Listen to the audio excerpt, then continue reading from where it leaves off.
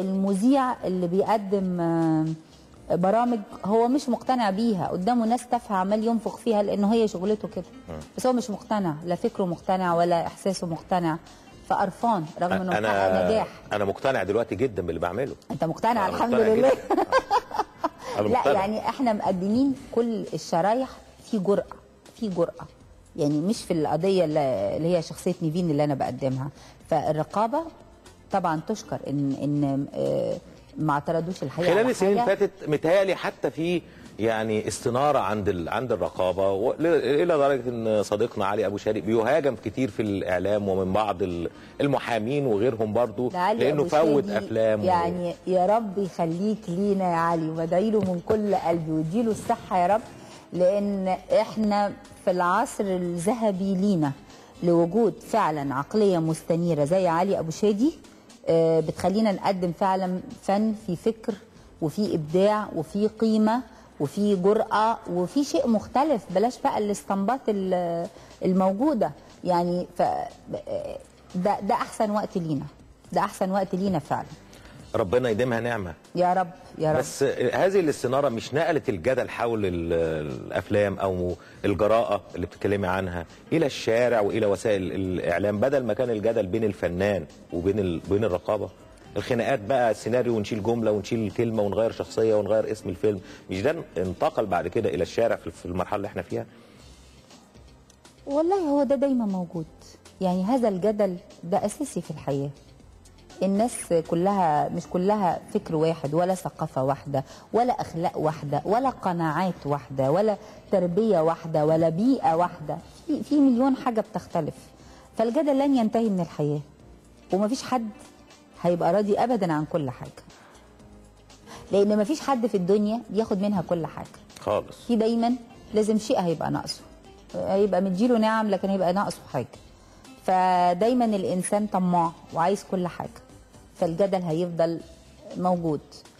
الجدل مش بس عشان الإنسان طماع، لكن الجدل عشان في آخرين كتير بيخطئوا، وإحنا برضو مش ملايكة، إحنا بشر، ففي أخطاء كتير في حياتنا. فبرضو أنا ممكن يبقى في جدل لأن أنا رافضة حاجات كتير في المجتمع، رافضة أخلاقيات معينة، تصرفات معينة، أوضاع معينة، فالجدل لن ينتهي. بما ان الجدل لن ينتهي فكلامك فتح مجال لكلام تاني، خليكي معانا، لسه الكلام ما خلصش، لسه الكلام ما خلصش.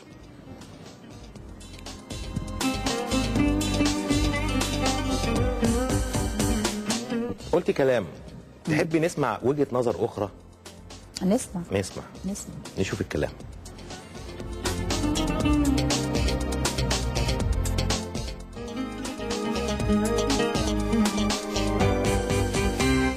يعني الكلام كان بيتردد قبل فيلم بحب السيما، كان كثير من المواطنين الأقباط بيسألوا نفسهم احنا ليه السينما المصرية ما بتهتمش بينا، ليه ما بتقدمش صورتنا، ما بتقدمش قضايا. عندما جاء فيلم بحب السيما كثيرين غيرهم غضبوا جدا من الفيلم لنفس السبب، لأنه قدمهم وقدم الحياة الاجتماعية وقدم الغضب والإحباطات والزعل والخناقات العائلية. والمعنى من كده أنه ما فيش أي فيلم أو أي عمل فني أو أي عمل غير فني بيحوز على الإعجاب، لكن من واجب السينما المصرية أنها تتناول كل ما هو موجود في المجتمع المصري من اختلافات ومن أطياف ومن مشاكل وقضايا. أقباط منتشرين في المجتمع في جميع الشرائح الاقتصادية والثقافية والتعليمية والاجتماعية. إذن ما نقدرش نقول أن الأقباط مجموعة مغلقة تخلو من مشاكل المجتمع المصري. إذن مشاكل المجتمع المصري يجب أن تطولهم ويجب أن نسلط الضوء عليها لعلاجها، ولا يكون من المنطق أن الأقباط يتصوروا أن المشاكل مقصورة على المسلمين دونا عن الأقباط. الأقباط لهم خصوصياتهم وفي حاجات مشاكل بتخصهم محدش بيعرفها كتير، لكن المخرج أو المنتج أو المؤلف بياخد على أساس أن هو لامس حاجة واقعية من خلال الشارع المصري العام. موضوع القبط يعني طرح في المجتمع المصري لأنه فعلا هم عندهم مشاكل، ولأن احنا بعد ما حصل جنوح في المجتمع وبعد التطرف إلى آخره بدأنا نعي إنه ديمقراطيا وإنسانيا إن احنا لما نطرح قضايانا على بعض او في الشارع او نناقشها ممكن نوصل لنتائج، غير كده هيفضل المسكوت عنه مسكوت.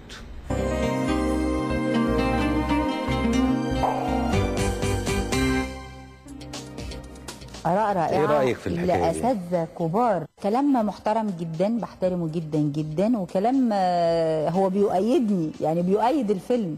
فأنا سعيدة طبعا جدا. هي دي الآراء المستنيرة المحترمة اللي عندها فكر.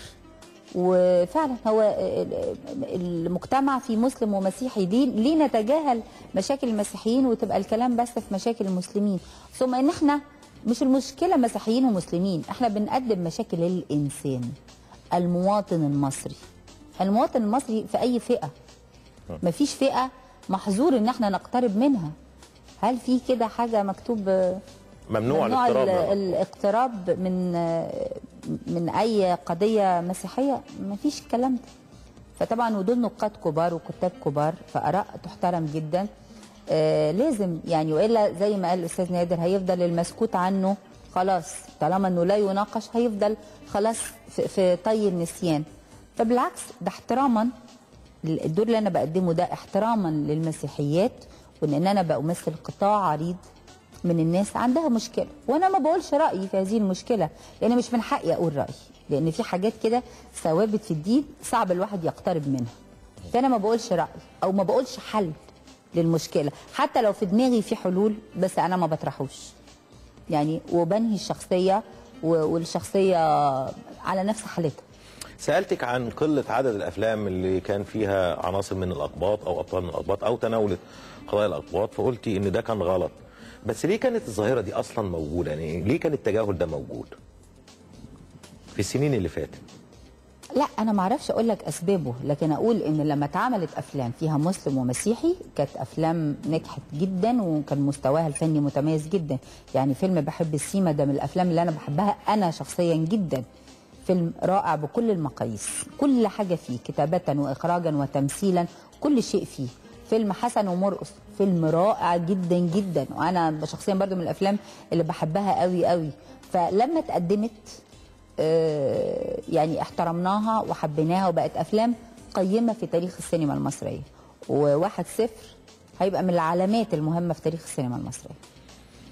مين المؤهل من الاقتراب من قضايا المجتمع بشكل كبير، يغوص في قضايا المجتمع زي ما عملته في 1-0؟ هل الفنان اللي عنده خبره فتره طويله بيمثل ودرس قضايا الناس وعبر عنها بشكل او باخر، ولا الجيل الجديد اللي طالع وشويه يعني في ناس في وجهه نظرها انها بيعمل موضات، يعني موضه الافلام الكوميدي فكل الناس تمثل كوميدي، موضه افلام المخدرات فكل الناس تعمل افلام مخدرات، موضه الافلام ده بيحصل في العالم كله على فكره، وطول عمرنا كده.